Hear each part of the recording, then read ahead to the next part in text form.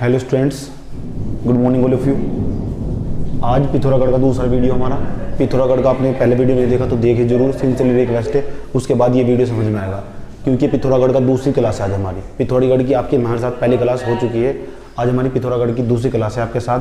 पिथौरागढ़ की दूसरी क्लास में यह समझने की कोशिश करते हैं कि हम पिथौरागढ़ के, आप मेरे साथ दर्शनीय स्थल पढ़ रहे थे। दर्शनीय स्थल में हमने कुछ दर्शनीय स्थल देख रहे थे। इनमें से आज कुछ जो बहुत ज़्यादा फेमस दर्शनीय स्थल हैं, उनमें से जहाँ से सवाल बनते हैं या बने हुए हैं, उन पर बहुत महीन तरीके से बात करेंगे आपके साथ। एक एक टॉपिक पर, एक एक पॉइंट पर, चाहे वो कोई सा भी दर्शनीय स्थल हो, एक एक पॉइंट पर आपके साथ बात करेंगे। आइए देखिए कहाँ कहाँ से कौन कौन सा आपको जो मैप आपने कल बनाया था वो मैप अलग था, आज का मैप अलग है। जब आप नोट्स बनाकर चल रहे होंगे, हम आपसे इतनी अपेक्षा करते हैं कि क्योंकि आप उत्तराखंड के एग्जाम की तैयारी कर रहे हैं। उत्तराखंड पीसीएस की, अपर पीसीएस, लोअर पीसीएस, हमने सभी एग्जाम को ध्यान में रखकर पढ़ाया है, चाहे वो मेंस का हो चाहे वो पीडी का हो, समझे। चाहे उत्तराखंड में कोई सा भी एग्जाम हो, मुझे लगता है इससे ज़्यादा डाटा आपके लिए हानिकारक है। ना ही तो ज़्यादा फैक्ट आप याद रख सकते हैं, ना ही आपको ज़्यादा फैक्ट याद भी रखने चाहिए। रिलेवेंट चीज़, टू द पॉइंट आपको पढ़ना चाहिए। टू द पॉइंट हमने आपको समझाने की और पढ़ाने की पूरी कोशिश की है। ये आपका पिथौरागढ़ है। पिथौरागढ़ से संबंधित कल काली नदी तंत्र आपको पढ़ा दिया जाएगा। उसके बाद पिथौरागढ़ से संबंधित जितने भी प्रश्न बन सकते हैं, मुझे नहीं लगता उसे बाहर प्रश्न जाएगा। और आप, मेरा सिंसियरली रिक्वेस्ट है, आप चाहे तो, वैसे तो ज़रूरत नहीं है, आप एक ही नोट्स बनाइए और उसी को बार बार रिपीट कीजिए। ये सबसे ज़्यादा बेहतर होता है। और उसके बाद अगर आप ऐसा नहीं करते तो आप यह भी कर सकते हैं कि आप ना एक काम कीजिए, इसके साथ एक बुक जो बेसिक बुक है उसको बोलते हैं परीक्षावाणी, उसको साथ में पढ़िए और उसको कम से कम 5 बार पढ़िए। उससे पहले आपको मेरे वीडियो देखने होंगे, या 4 से 5 बार आप मेरे वीडियो भी देख सकते हैं। उसका नोट्स बनाकर 4 से 5 बार मेरे वीडियो भी देख सकते हैं। उससे आपको ज़्यादा बेनिफिट होगा, उससे भी ज़्यादा बेनिफिट होगा आपको। लेकिन अगर आप साथ साथ एक बुक पढ़ लेते हैं, अगर आप पीसीएस की तैयारी में हैं, तो आपके लिए एक भाषा का निर्माण, आपके अंदर एक भाषा का निर्माण होता है जो लेखन शैली में काम आती है आपको, वो बहुत ज़्यादा ज़रूरी होती है। तो बेहतर होगा आप एक बेसिक बुक भी रेफर कर सकते हैं, कोई सी भी एक बेसिक बुक, खासकर परीक्षावाणी। मैं 4 से 5 किताबों का अध्ययन करने के बाद आपको पढ़ाता हूँ। मैं 4 से 5 किताबों का अध्ययन करने के पश्चात ही आपको पढ़ाता हूँ, समझे। और एक भी फैक्ट गलत नहीं होगा। और जहाँ भी मैं जितने फैक्ट बताऊँगा वो सारे के सारे पेपर में पूछे गए हैं या पूछे जा सकते हैं। ये रिलेवेंट इतना आपको पढ़ना चाहिए। चलिए बात करते हैं। आप ये देखिए, आप जानते हैं पर सांग चातल्ला, ये कल भी बात करी थी, एक प्रकार का क्या है, पास है। पास मतलब दर्रा जिसको बोलते हैं। ये क्या है आपका, दरमा पास है, ये भी दर्रा है आपका। आज बात करते हैं, एक एक पॉइंट पर बात करते हैं आपके साथ। सबसे पहले कैलाश मानसरोवर की यात्रा पर बात करते हैं। कैलाश मानसरोवर से क्या प्रश्न बन सकता है। ये कैलाश मानसरोवर है, तिब्बत के अंतर्गत पड़ता है। ये आपका जो है कैलाश मानसरोवर है। अगर आपको ऊपर नहीं दिखाई दे रहा होगा तो मैं एक एक पॉइंट को बोलता हूँ, और आप करीब परीक्षावाणी का भी यूज़ कर सकते हैं, एक बुक का भी यूज़ कर सकते हैं। बुक यूज़ करनी चाहिए आपको। यह यात्रा पिथौरागढ़ से, अगर बड़े एग्जाम की तैयारी करते हैं तो बुक यूज़ करनी चाहिए, अगर छोटे एग्जाम की तैयारी करते हैं तो बुक ना ही यूज़ करें तो बेहतर है। यह यात्रा पिथौरागढ़ से गुजरती है। मैंने कहा जो कैलाश मानसरोवर की यात्रा है वो पिथौरागढ़ से होकर गुजरती है। और जो पिथौरागढ़ है ना, पिथौरागढ़ के अंदर यह यात्रा जो है कुमाऊं मंडल द्वारा संचालित की जाती है। सीधा प्रश्न पूछा जा सकता है, यह यात्रा किसके द्वारा संचालित की जाती है। नंबर 1, नंबर 2, नंबर 3, नंबर 4 जब भी प्रश्न पूछेगा तो यह यात्रा कुमाऊं मंडल के द्वारा संचालित की जाती है। इसमें क्या होता है, यह जगह जगह रास्ते में देखिए, ये जो है यहाँ से जो यात्रा है ना, ये यात्रा दिल्ली से शुरू होती है। दिल्ली से, ये दिल्ली होता है आपका इधर दिल्ली, तो दिल्ली से यूपी से नैनीताल से अल्मोड़ा से डोडी हाट क्या है, यहाँ पे पड़ता है डोडी हाट को पिथौरागढ़ का प्रवेश द्वार भी कहते हैं। ये प्रश्न सीधा पेपर में पूछा जा सकता है, किसे पिथौरागढ़ का प्रवेश द्वार कहते हैं। जिस दिन भी पूछ लेगा आपकी वाट लग जानी है। इसलिए आप याद रखिए, डोडी हाट को पिथौरागढ़ का प्रवेश द्वार कहते हैं। और डोडी हाट से ही होते हुए कैलाश मानसरोवर की यात्रा पूरी होती है। सबसे पहले दिल्ली एकमात्र पूरी भारत का ऐसा स्थान, पूरे भारत का ऐसा स्थान है, आप भारत के किसी भी कोने में जाना हो आपको तो आप दिल्ली से जा सकते हैं। दिल्ली से आप यूपी आइएगा, यूपी से आप नैनीताल आइएगा, और नैनीताल से अल्मोड़ा से डोडी हाट क्या है, डोडी हाट एक प्रकार का पिथौरागढ़ का प्रवेश द्वार है। प्रवेश डोडी हाट से होते हुए आप धारचूला पहुंचेगा। धारचूला से ही आप आदि कैलाश पहुंच सकते हैं, यहाँ पे आदि कैलाश पड़ता है। उसके बाद आप यहाँ कालापानी होते हुए, नाभी और ढांग होते हुए, इधर से लिपुलेख दर्रे के पास से होते हुए आप यहाँ कैलाश मानसरोवर की यात्रा पर जा सकते हैं। तो इस तरह आप कैलाश मानसरोवर की यात्रा पर पहुंच सकते हैं। अभी हमने केवल आपको कैलाश मानसरोवर की यात्रा के दर्शन कराए, ठीक है। यहाँ से इतने ही फैक्ट्स बन सकते हैं। डोडी हाट का नाम आपको याद रखना है। डोडी हाट को पिथौरागढ़ का प्रवेश द्वार भी कहते हैं। ये जो मैं आपको बोल रहा हूँ ना, मैं आपको समझा रहा हूँ पूरी तरह आपके लिए नोट से। ये आपका दरमा पास है, ये है आपका लिपुलेख दर्रा। लिपुलेख पास बोलते हैं इसको, पास मतलब दर्रा। ये दर्रा ही, इसी दर्रे से होते हुए ही आप कैलाश मानसरोवर की यात्रा पर जाते हैं। हजारों श्रद्धालु यहाँ से जाते हैं। कोरोना के कारण ये जो यात्रा थी उसको टाल दिया गया था, समझे। और भी फैक्ट बताएंगे आपको बाद में, लेकिन इतने फैक्ट आपको याद रखने चाहिए। मैं बोर्ड पर इसीलिए पढ़ाता हूँ क्योंकि इसका सकारात्मक प्रभाव पड़ता है बच्चे मानव मस्तिष्क पर। टीचर के द्वारा जो पढ़ाया जाता है बोर्ड पर, उसका ज़्यादा प्रभाव पड़ता है, ऐसा माना जाता है, ठीक है। उसके बाद बात करते हैं बेटे, ये तो हुआ आपका कैलाश मानसरोवर की यात्रा। एक फैक्ट हो रहे हमारे पास, आइए धारचूला की बात करते हैं। क्योंकि आप जानते हैं पिथौरागढ़ की पिथौरागढ़ में 10 तहसील है, लगभग 10 तहसील। 10 में से एक तहसील है धारचूला, जो एक प्रकार का दर्शनीय स्थल भी है। जी हाँ, धारचूला है ना जो, वो एक प्रकार का दर्शनीय स्थल भी है। ये रहा आपका धारचूला। धारचूला जो है वो नेपाल और पिथौरागढ़ की बिल्कुल सीमा पर है। ये जो काली नदी यहाँ से आती है, जब आपको काली नदी तंत्र पढ़ाएंगे तो कल बताएंगे आपको, काली नदी के बिल्कुल बाएं भाग पर, काली नदी के बाएं भाग पर धारचूला स्थित है। धारचूला एक प्रकार की तहसील है। तो धारचूला आप क्यों बता रहे हैं सर, कुछ खास बात ही होगी? हाँ, यहाँ से पर्सन बन सकता है, तो बिल्कुल पर्सन बन सकता है। कैसा पर्सन बनेगा, आइए देखते हैं कैसा पर्सन बनेगा धारचूला से। आइए, हमने देखिए बिल्कुल ऐसे साइड में करके ऐसे लिखा है, आप भी बिल्कुल ऐसे ही मैप बनाइएगा। इससे क्या होता है, इस तरह की मैपिंग करने से ज़्यादा याद रहता है, बशर्ते आप पैराग्राफ वाइज नोट बनाते चले जाए। टू द पॉइंट लिखिए, यहाँ से पर्सन बनेगा, यहाँ से बनेगा। हम पूरे पिथौरागढ़ से संबंधित जो पर्सन बन सकते हैं पूरा सबका पोस्टमार्टम कर देंगे। यह भारत नेपाल की सीमा पर स्थित है। पहला पॉइंट लिखिए आप धारचूला के बारे में। इसे लिखने की आवश्यकता नहीं है, आपको दिखाई दे रहा होगा। इधर क्या है आपका नेपाल, ऊपर क्या है आपका तिब्बत, जैसे चाइना, जो चाइना के अंतर्गत आता है। इधर क्या है आपका चमोली, इधर क्या है आपका बागेश्वर है। नीचे क्या है आपका, नीचे आपका चंपावत है, समझे। इधर क्या है आपका नीचे, इधर साइड में नेपाल है आपका। कैलाश मानसरोवर छोटा कैलाश जाने का रास्ता, मैंने कहा अगर आपको छोटा कैलाश जाना है, यहाँ पे छोटा कैलाश पड़ता है जिसे हम आदि कैलाश भी कहते हैं। छोटा कैलाश या आदि कैलाश भी कहते हैं। धारचूला से होते हुए ही आप यहाँ पे आप आदि कैलाश जा सकते हैं और यहीं से ही कैलाश मानसरोवर की यात्रा भी पूरी होती है, समझे। यहाँ ऊनी कालीन चादरें मिलती हैं, बड़ी बड़ी महिलाएं सड़कों पर बैठकर बेचती रहती हैं। कहाँ, धारचूला में। तो यहीं पर यहाँ की लोई भी बहुत फेमस है। यहाँ की जो लोई हैं, कहा जाता है आपके यहाँ की रजाई और उनके वहाँ की लोई दोनों बराबर हैं। मतलब इतनी शानदार लोई बेचते हैं यहाँ पर। लोई, उनके कपड़े बहुत ज़्यादा बेचे जाते हैं। कहाँ पर, धारचूला के अंतर्गत आप कह सकते हैं। तो निम्नलिखित, आपसे ऐसे भी प्रश्न बना सकता है, निम्नलिखित में से कौन सा स्थान ऊन के लिए फेमस है? Number 1 Dharchula, number 2 Kailash Mansarovar. ऐसे ऑप्शन बनाएगा आपसे। ऐसे ऑप्शन जिस दिन भी बनाएगा आप कंफ्यूज हो जाएंगे। क्यों? क्योंकि आपको उस स्थान की विशेषता नहीं पता है, ठीक है। दो हमारे दर्शनीय स्थल समाप्त हुए। कैलाश मानसरोवर की यात्रा समाप्त हुई, धारचूला समाप्त हुआ। धारचूला समाप्त हुआ मतलब धारचूला जो दार्शनिक स्थल था उसके बारे में इतनी नॉलेज आपको होनी चाहिए। उसके बाद नीचे आइए, इधर आइए, साइड में ये देख रहे हैं आप छिपला केदार। ये छिपला केदार है आपका, देखिए ये मुंशियारी है ना जो छिपला केदार है। आइए छिपला केदार की विशेषता बताते हैं। पहला प्रश्न तो यही पूछेगा आपसे कि छिपला केदार कौन से जिले में स्थित है, ये भी बताना चाहिए। तो छिपला केदार, आप मेरे साथ पिथौरागढ़ पढ़ रहे हैं तो पिथौरागढ़ में स्थित होगा। नाम बोलिए, क्या है नाम? है छिपला केदार। क्या नाम है? छिपला केदार। छिपला केदार कहाँ है? तो छिपला केदार आपका कहाँ है? पिथौरागढ़ में स्थित है। छिपला केदार मुंशियारी और धारचूला के लोगों के लिए हरिद्वार के समान है। जी हाँ, ये मुंशियारी के लोग हैं। मुंशियारी कल बताया था आपको मुंशियारी के बारे में। मुंशियारी और जो धारचूला के लोग हैं इसे धार्मिक महत्व, इसको छिपला केदार को ज़्यादा महत्व देते हैं। ये इनके लिए इस तरह है जिस तरह हमारे यहाँ के लोगों के लिए हरिद्वार है। हरिद्वार को जिस तरह ज़्यादा महत्व दिया जाता है, मतलब जो लोगों की अस्थियाँ होती हैं जो हर की पौड़ी पर सलाई जाती है, मतलब जो भी होता होगा, ज़्यादा धार्मिक महत्व है। यानी जो आपका छिपला केदार है वो ज़्यादा लोगों की यहाँ के धारचूला के लोगों के लिए, और ये जो है आपके मुंशियारी के लोग उनके लिए ज़्यादा महत्व रखता है। कैसा महत्व? धार्मिक महत्व, समझे।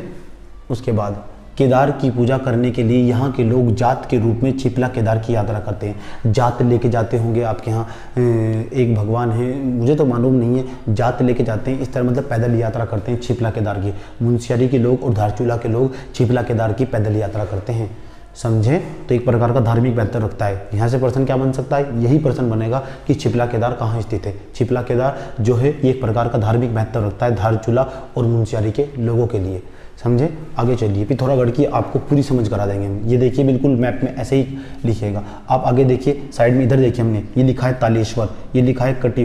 तालेश्वर जो है वो काली गंगा और कटी पानी गाड़, ये दो नदी हैं। कटी पानी गाड़ ऊपर से आती है कटी पानी गाड़, इधर से आती है काली गंगा। उसके स्थान पर एक स्थान है जो घूमने का फेमस स्थल है, दर्शनीय स्थल भी है। यहाँ क्या है, इसको बोलते हैं तालेश्वर। तालेश्वर पूछेगा सीधा कहाँ स्थित है, तालेश्वर पिथौरागढ़ में स्थित है। और तालेश्वर में क्या है, यहाँ के यहाँ नेपाल के लोग भी आते हैं और यहाँ का एक संस्कार है, उसको बोलते हैं चूड़ाकर्म। जब आपको चूड़ाकर्म समझाएंगे, जब आपको संस्कृति समझाएंगे ना, और अच्छे तरीके से समझाएंगे। यहाँ के लोग, धारचूला के लोग, यानी पिथौरागढ़ के लोग, तालेश्वर के आसपास के लोग और नेपाल के लोग यहाँ पर एक संस्कार करते हैं, उस संस्कार को कहते हैं चूड़ाकर्म। समझे। तालेश्वर कहाँ है, तालेश्वर कौन सी दोनों नदियों के संगम पर स्थित है, कटी पानी गाड़, और दूसरे वाले का क्या नाम है, काली गंगा। कटी पानी गाड़ और काली गंगा के संगम पर स्थित है क्या, तालेश्वर। कटी पानी गाड़ और काली गंगा के संगम पर तालेश्वर स्थित है। तालेश्वर नेपाल और उत्तराखंड के पिथौरागढ़ के रहने वाले लोगों के लिए यह एक प्रकार से धार्मिक महत्व रखता है। यहाँ पर चूड़ाकर्म नाम का संस्कार किया जाता है। समझे। चूड़ाकर्म में क्या होता है वो आपको संस्कृति में समझाएंगे, अच्छे से समझाएंगे, और पूरा वीडियो भी दिखाएंगे पूरा कैसा होता है चूड़ाकर्म। समझे। आप धीरे धीरे देखिए, इधर वाला भी हो गया, ये भी हो गया आपका, ये भी हो गया बेटे आपका। अब आइए यहाँ पे, ये देखिए, ये आपका चकोड़ी, बिल्कुल मुनस्यारी के नीचे और छिपला केदार के इधर पश्चिम में, मुनस्यारी के नीचे और छिपला केदार के पश्चिम में एक स्थान पड़ता है, दर्शनीय स्थल है, उसको बोलते हैं चकोड़ी। क्या बोलते हैं, चकोड़ी। आइए चकोड़ी के बारे में जानते हैं थोड़ा। ये देखिए इधर निकाल के लेके आए, यह एक दर्शनीय स्थल है। बिल्कुल दर्शनीय स्थल तो हम पढ़ ही रहे, एक प्रकार का दर्शनीय स्थल है। यहीं पर कस्तूरी मर्ग फर्म, जी हाँ नोट कर लीजिए, यहीं पर चकोड़ी में ही कस्तूरी मर्ग फर्म स्थित है। जब प्रश्न पूछेगा ना कस्तूरी मर्ग फर्म कहाँ पर स्थित है, आपकी बात लग जानी है, और आप फैक्ट टू फैक्ट याद करते चलेंगे। पिथौरागढ़ में फलाना ढीमका, कुछ इस तरह का याद करेंगे। हिम दर्शन कुटीर कहाँ है, जो हिम दर्शन कुटीर वो भी चकोड़ी में ही स्थित है। हिम दर्शन कुटीर कहाँ है, वो भी चकोड़ी में ही स्थित है। चकोड़ी कहाँ है, मुनस्यारी के नीचे, छिपला केदार के दक्षिण में पड़ता है। समझे। हिम दर्शन कुटीर यह सौर क्षेत्र चाय बागान और फलोद्यान के लिए पूर्ण है। मैंने कहा आप चकोड़ी में जाएंगे, पूरे पिथौरागढ़ में अगर फलोद्यान के लिए, यहाँ फलों के बहुत बड़े बड़े बाग पाए जाते हैं। कहाँ पे, चकोड़ी में। यही है वो स्थान जहाँ चाय के बड़े बड़े खेत भी पाए जाते हैं। यहाँ चाय के बड़े बड़े क्षेत्र, अगर आपसे पूछे पूरे पिथौरागढ़ के अंदर अगर चाय के बागान पाए जाते हैं, फलों के बड़े बड़े बाग पाए जाते हैं, तो कहाँ पाए जाते हैं, वो चकोड़ी में ही पाए जाते हैं। इसलिए चकोड़ी को भी आपको नहीं भूलना है। जितने मैं आपको दर्शनीय स्थल याद कराता हूँ, इतने ही आपको दर्शनीय स्थल याद करने हैं। इससे ज़्यादा प्रश्न बाहर से ना तो गया और ना जाएगा। अगर गया भी तो सोनू सर आपको टेक्निक्स बताएंगे कि ऑप्शन से कैसे निपटना है।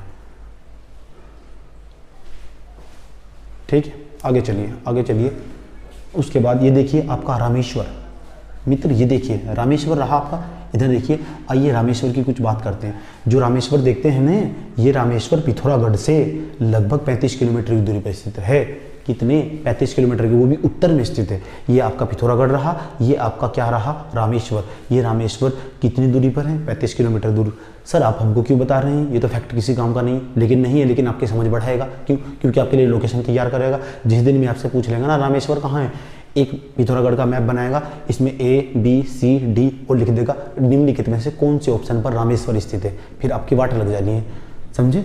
फिर आपको जो फैक्चुअल पढ़ते थे ना, जो आपको ये पढ़ाया गया क्लासों में, यूट्यूब पर पढ़ाया गया, इधर भी पढ़िए उधर भी पढ़िए, सब बेकार हो जाएगा। क्यों, क्योंकि आपकी लोकेशन कमज़ोर है। मुझे इसमें काफ़ी मेहनत लगती है, ज़्यादा ढूंढने में और सर्च करने में, और मतलब काफ़ी टाइम लग जाता है। 1.5 से 2 घंटे मुझको, 2 से 3 घंटे लग जाते हैं मुझे उसमें।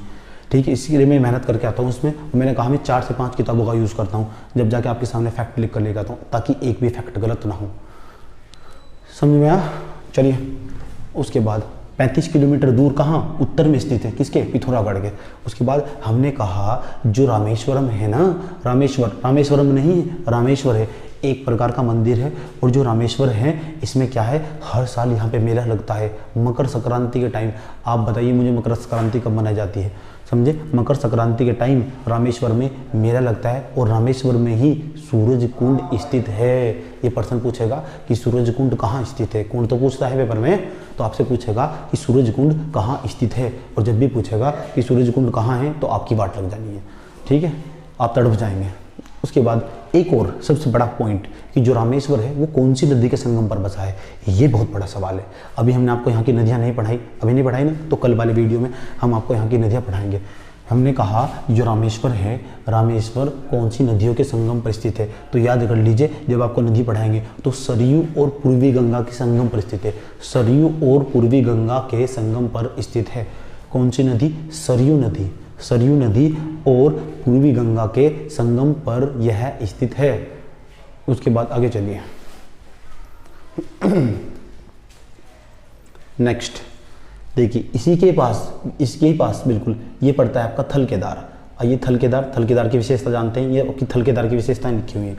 जो थल केदार है ये अपनी प्राकृतिक सुंदरता, नैसर्गिक सौंदर्य और प्राकृतिक सुषमा के लिए जाना जाता है। कौन सा, थल केदार। पहला प्रश्न तो यही पूछेगा कि थल केदार कहाँ स्थित है। दूसरा प्रश्न आपसे ये पूछ सकता है थल केदार कहाँ है, रामेश्वर के दक्षिण में है और आपका पिथौरागढ़ के उत्तर में है।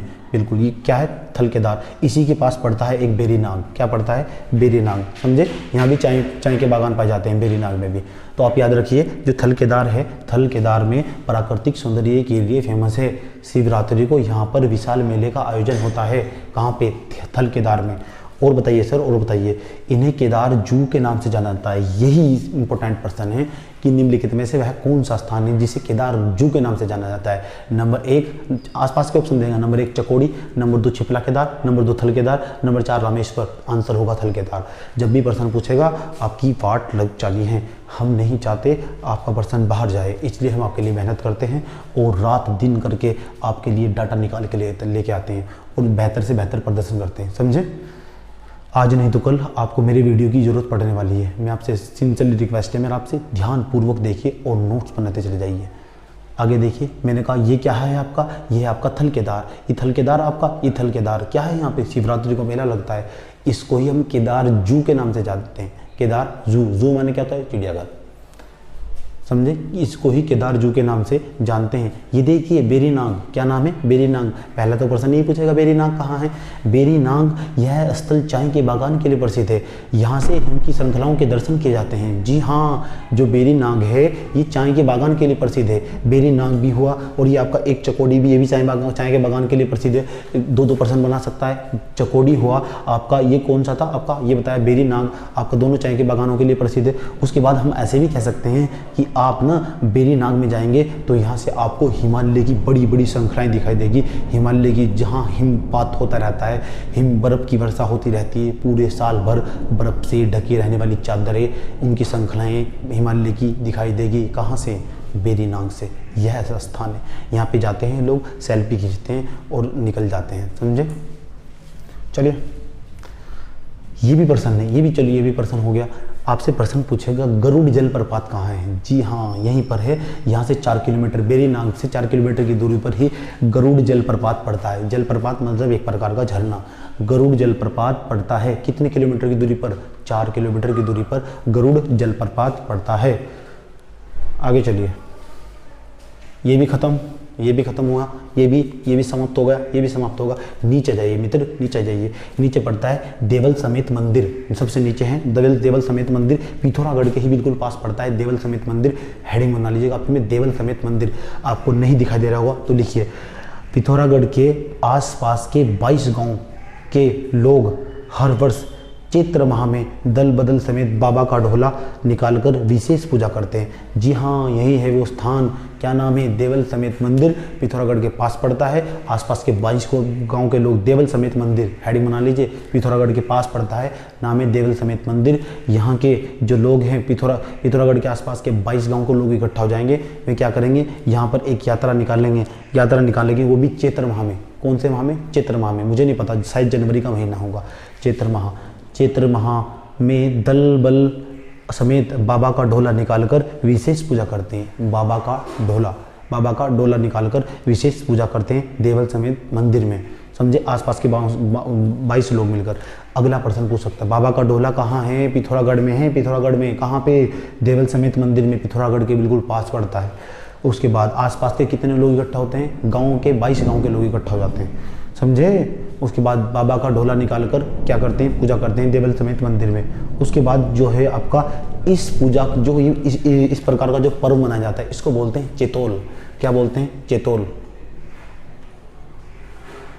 समझे, लिख लीजिए। इस प्रकार का जो पर्व मनाया जाता है, त्यौहार मनाया जाता है, उसको बोलते हैं चेतोल। आपसे पूछा जा सकता है चेतोल क्या है? बाबा का डोला, समझे। कितने लोग? 22 लोग। कहाँ? 22 गांव के लोग आपस में मिल जाते हैं। जब 22 गांव के लोग आपस में मिल जाते हैं तो बाबा का डोला यात्रा करते निकालते हैं चैत्र माह में, ठीक है। Okay, next next next next. ये भी खत्म, ये भी खत्म, ये भी खत्म, ये भी खत्म, ये भी खत्म। वीडियो कम से कम 4 से 5 बार देखिए, जब जाके समझ में आएगा। आगे चलिए, मतलब ज़्यादा पक्का हो जाएगा। सोते वक्त, उठते वक्त, जागते वक्त, सोते वक्त वीडियो को देखिए बार बार, अपने आप उत्तराखंड की अच्छी खासी समझ हो जाएगी। प्रश्न आपकी जुबान पर रट जाएंगे। कितना पढ़ेंगे फैक्ट आप? ये भी हो गया आपका, ये भी हो गया। लिपु लेख दर्रा, चूड़ा कर्म धार चूल्हा भी हो गया। आइए जानते हैं मित्र, यहाँ पे हेडिंग बना लीजिए कापी में, अस्कोट वन्यजीव विहार। अस्कोट वन्यजीव विहार, अस्कोट वन्यजीव विहार, ये पिथौरागढ़ से आपका 35 किलोमीटर की दूरी पर स्थित है। ये आपका जो अस्कोट वन्यजीव विहार है ये पिथौरागढ़ से 35 किलोमीटर की दूरी पर स्थित है। अस्कोट वन्यजीव विहार, वन्यजीव विहार जानते हैं, यहाँ पर मानव की जो गतिविधियाँ होती हैं प्रतिबंधित होती है। वन्यजीव विहार, वाइल्ड लाइफ सेंचुरी जिसको बोलते हैं, समझे। वन्यजीव, अस्कोट वन्यजीव विहार, सबसे पहला प्रश्न तो यही पूछेगा, अस्कोट वन्यजीव विहार कहाँ है। मैं आपको क्यों पढ़ा रहा हूँ? इस तरह तो बहुत सारे वन्यजीव विहार है। अभी रामसर साइट में भी शामिल किया गया है देहरादून का। आप उसका नाम बताइए मुझको। रामसर साइट, आपको तो यही नहीं पता रामसर साइट क्या होगा, चलो उसको भी बताएंगे आपको सेपरेटेड तरीके से। अस्कोट वन्यजीव विहार है, ये कहाँ है? ये आपका पिथौरागढ़ में है। किसके लिए फेमस है? आप क्यों बता रहे हैं सर?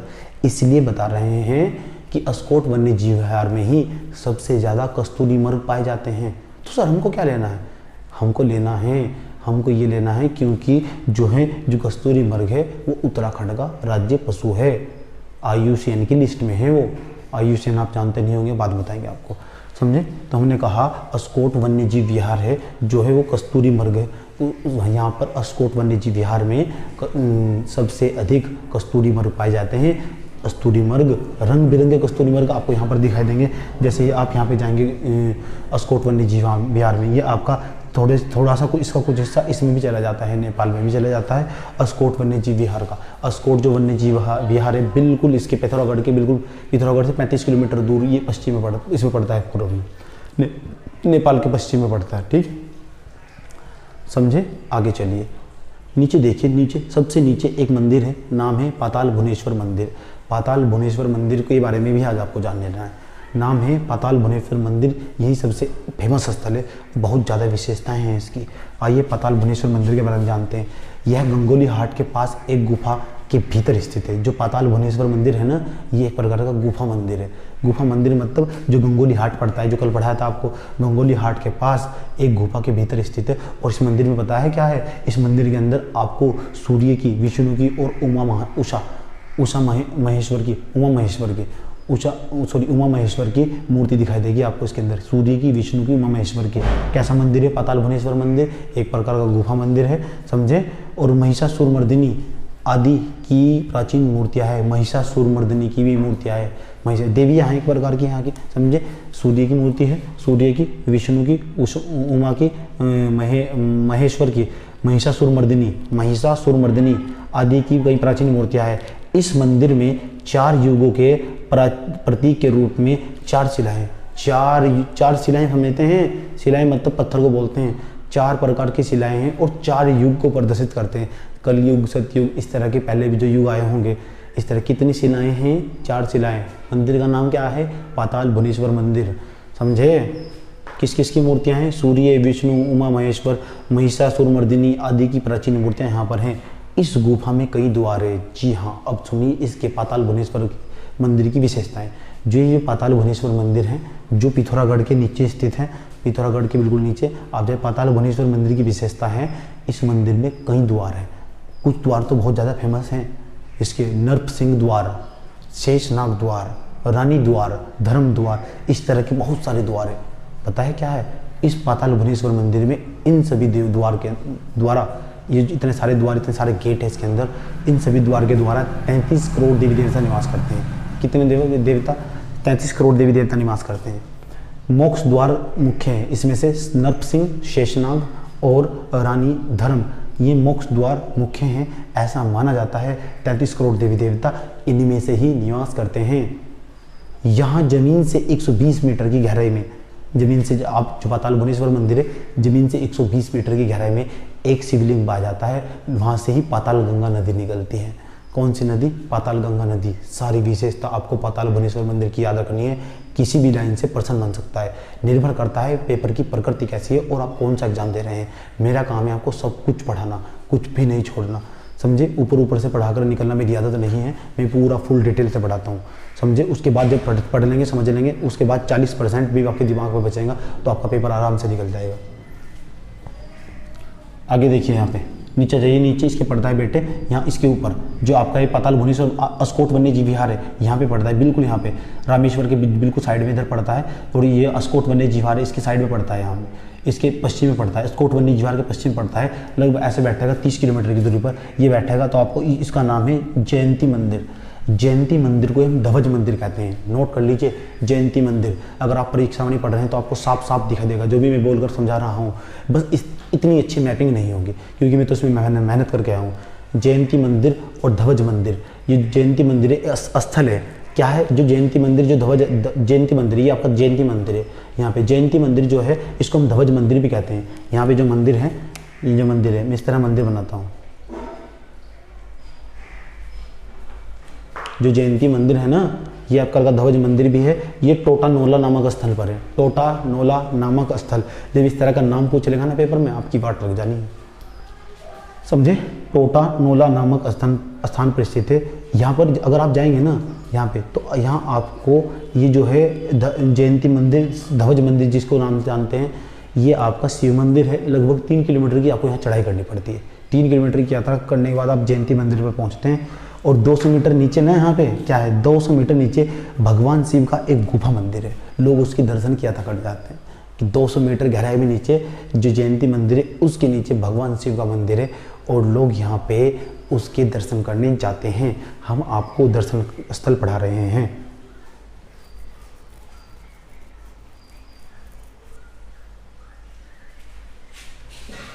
ठीक है, ये समाप्त हुआ आपका पाताल भुवनेश्वर मंदिर, जयंती मंदिर समाप्त हुआ, देवल मंदिर समाप्त हुआ।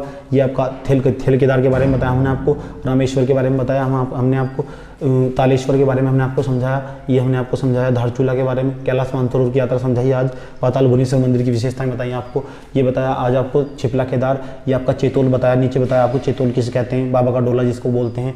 उसके बाद आपको इसकी ये बताया, आपको चकोड़ी के बारे में बताया हमने आपको, ये रामेश्वर के बारे में बताया, थल केदार, सब आसपास के जितने भी पिथौरागढ़ के दर्शनीय स्थल थे सब समाप्त हुए। कल आप हमारे साथ नदियों की और कुंड की बात करेंगे, नदियाँ, जलप्रपात, कुंड, इनकी सबकी बात करने वाले हैं आप मेरे साथ। कल नदियों की बात करेंगे और मैं परियोजना है वो मैं सबसे बाद में पढ़ाता हूँ।